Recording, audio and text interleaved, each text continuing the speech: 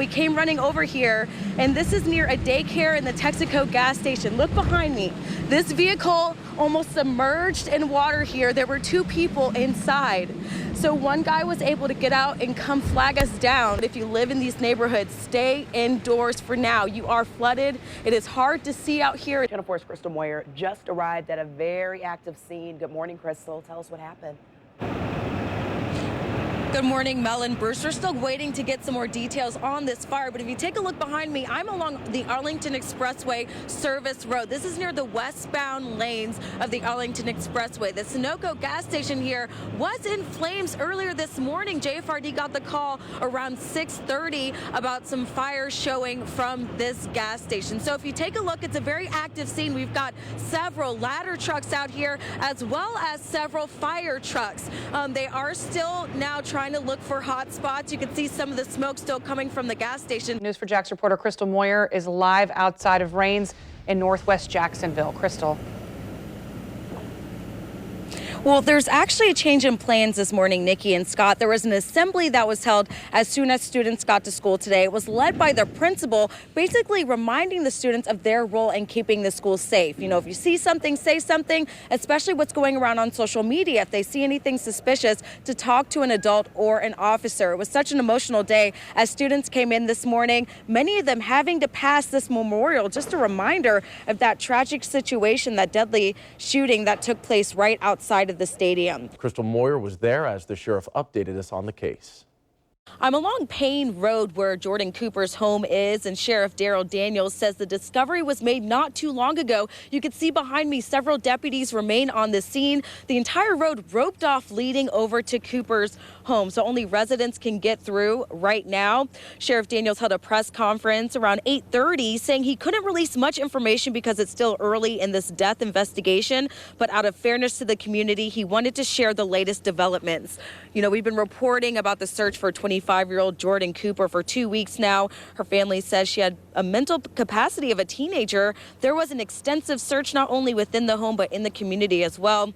Well, Sheriff Daniels says the missing person investigation has turned into a death investigation after a body believed to be Cooper's was found inside her own home. That fundraiser won't take place here at the Jacksonville Landing. You can see behind me the Chicago Pizza as well as the game room remains closed. The cease and desist order is still on the window due to a number of fire code violations. A couple of guys came around, they were waving us down. They said, we need help because an hour ago, a tree just destroyed their mobile home and their Jeep vehicle.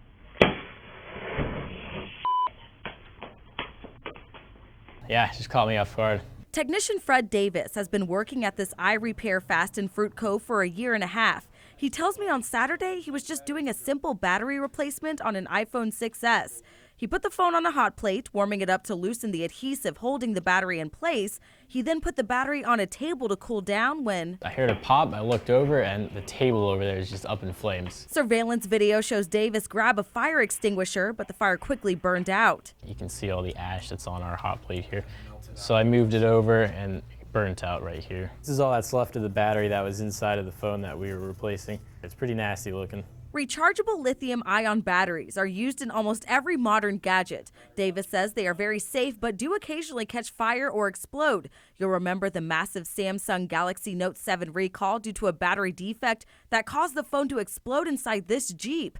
Davis says the iPhone he was working on was purchased from eBay. It seems like there was a defect in there or it was just really old. So how do you know if your battery is good or not on your cell phone? Well, Apple's coming out with new software to help check the health of your battery. You don't want to open it up yourself. You can damage your phone. But when in doubt, go to your local electronics repair shop and leave it to the experts here at iRepair Fast. It only takes minutes for them to check it out. There are a variety of factors that can cause a battery to explode. Extreme heat is a common reason. Your phone can overheat in the car, in your pocket, even while you're on a call. That's why it's important to pay attention to how you store your phone and to get it checked out if you notice any charging problems or defects. Crystal Moyer, Channel 4, the local station. Channel 4's Crystal Moyer spoke with the owners of Beauty Supply USA, who now say they are offering a cash reward to catch the thieves.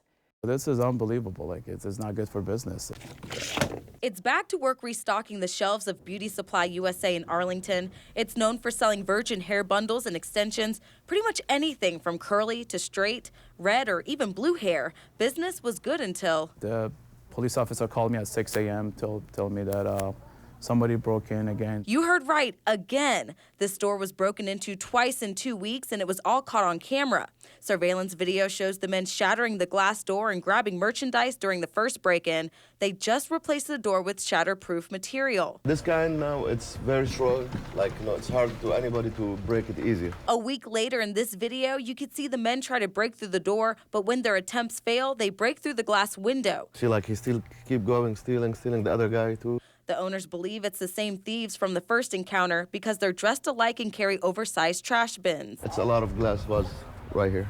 The men knew exactly what they were looking for, heading straight to the most expensive hair extensions behind the counter and stuffing them into trash bins, even the bins that the store owned. Hair extension industry is like a really huge industry right now, so they know what they're getting. There's something to be sold easily in the streets without getting caught as easy. The owners say the stolen extensions and clippers in both burglaries has this shop more than $80,000 in the hole. But business is open as usual. Everybody's like coming here, everybody's sorry, everybody's off that something happens in a neighborhood, in a community. So it's that's something kind of like warms our heart that we see like everybody cares. And now this contractor is back, replacing yet another glass panel. We're probably going to change the whole thing with unbreakable ones. These business owners say they've been a part of the community for 16 years and never had a problem like this until just recently. It's frustration. It's too much frustration. They just want the men splitting hairs caught. If you know anything about these break-ins, the owners want you to call JSO or Crime Stoppers. That number, 866-845-TIPS. They're also offering a $2,000 reward for anyone with information leading to an arrest. In Arlington, Crystal Moyer, Channel 4, the local station. Ground is caving in. It's really dangerous. Sonia Shelton has lived in the Cedar Hills community for over 40 years and says this storm drainage ditch next door has been causing a lot of frustration. This house floods, the house across the street floods, and my house floods because this water has nowhere to go. These pictures show what Shelton and her neighbors deal with every time a storm passes, the ground disappearing under the floods. After constant complaints, she says the city came out and installed a brick wall last year to keep the water from spilling over. 2 months later, she noticed it began to sink. I've been calling the city nonstop. These bricks have dropped down. The water has nowhere to go. It's going over the wall. The stormwater appears to create a new runoff pattern, causing the land and dirt surrounding the storm drain to collapse. Right now, the hole's a little over 5 feet deep, and that's about the height that I am. Not to mention, it's only steps away from a JEA utility pole.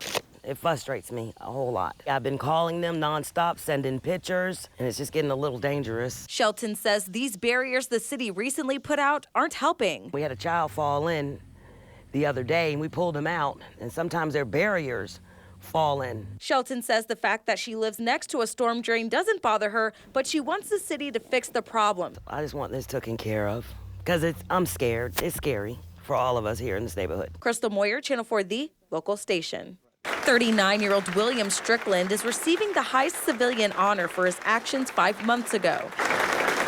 But to him, it seems like it was just yesterday when he went to Lowe's in East Arlington to grab a light fixture. And there was a couple of guys kind of frantically around this one car in the parking lot. A 2-month-old girl strapped into her car seat unattended. I went over and I looked in the window, and as soon as the baby saw me, she let out this horrible cry. As a father of 3, he went into parenting mode. Without hesitation, Strickland ran to his car and grabbed a baseball bat out of the trunk. I bust out the passenger side front window.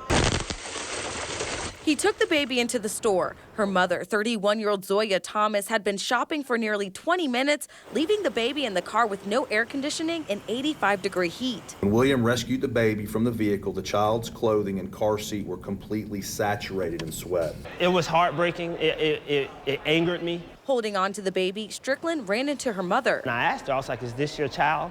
And she was like, "Yeah, I just came in to get some paint samples." When police arrived, Thomas was arrested for child neglect. The child was checked out by EMTs and DCF was called. Police say Strickland saved the baby's life, and that's why they're honoring him. For his quick actions and quick thinking, I consider him a hero. Strickland hopes his story will inspire others to take action when they see something wrong. Crystal Moyer, Channel 4, the local station. Imagine walking out your front door to this. Piles of trash flooding the parking lot outside the garbage compactor. It's appalling and it stinks. This is disgusting. This is gross. The people living here at Sonoma Southside condominiums complain the trash hasn't been picked up in more than a week, and it just continues to pile up. They're concerned about rodents endangering their health. Gloves on, groundskeeper Terry Mims has to clean up the mess. They should call somebody else, at least to help me. Mims has worked here a little less than a year. He says the trash has never been this bad. Ain't no telling what you'll find in here. Dozens of open garbage bags, mattresses. I think that's a piece to a car. He says the trash usually gets picked up every 2 weeks, but things got out of hand. He can't even access the trash compactor to see whether it's full or not.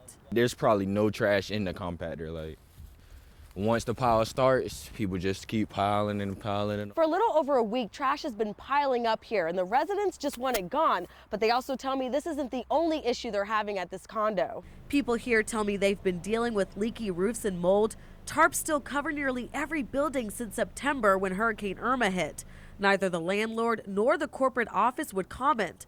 Residents tell me it's been a constant problem, their voices not being heard. This is disrespectful to the people who pay to live out here. As for Mims, I can't even move it, it's so heavy.